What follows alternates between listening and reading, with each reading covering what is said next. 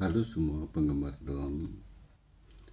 Pada kesempatan ini saya mau berbagi pengalaman bagaimana menerbangkan drone agar terbangnya stabil atau tidak mengalami crash.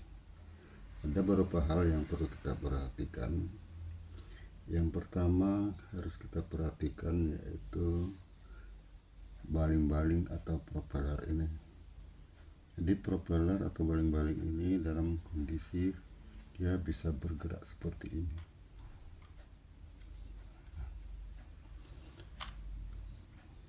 Semuanya harus bisa bergerak, kita periksa.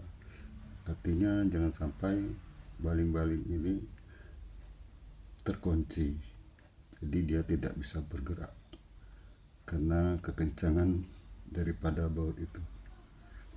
Kalau misalnya ini tidak bisa bergerak karena kencang baut, kita kendorkan sedikit, namun jangan sampai terlalu kendor.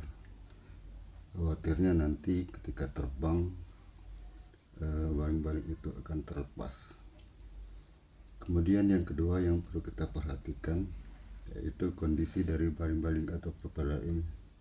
Jadi baling-baling propeller ini dalam keadaan kondisinya masih mulus utuh, artinya tidak retak ataupun tidak gompel.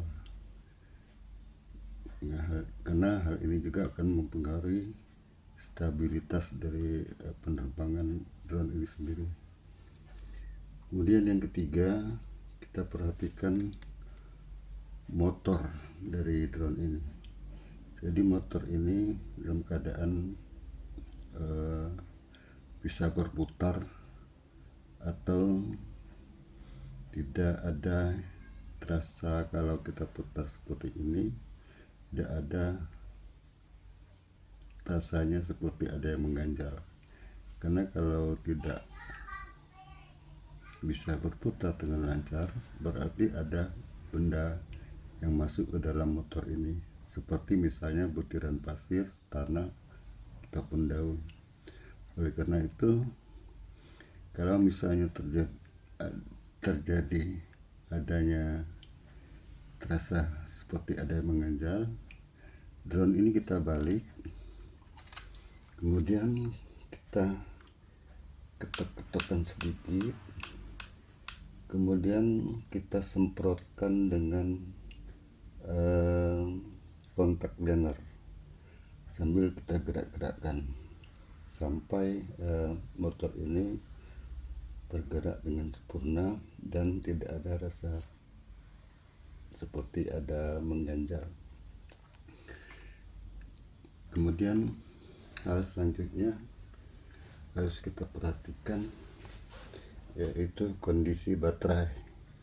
Jadi sebelum menerbangkan drone, baterai dalam kondisi penuh.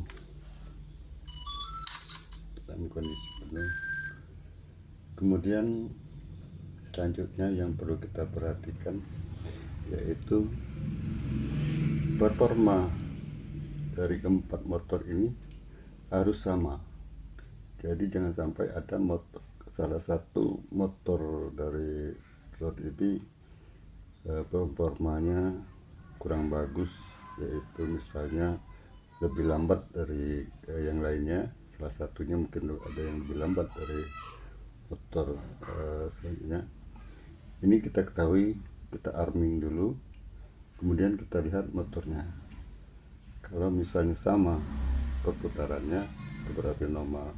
Tapi kalau ada salah satu yang kurang normal, itu jangan kita terbangkan, kita perbaiki dulu, atau sebagusnya kita ganti dengan motor yang lain yang mempunyai persamaan dari motor itu.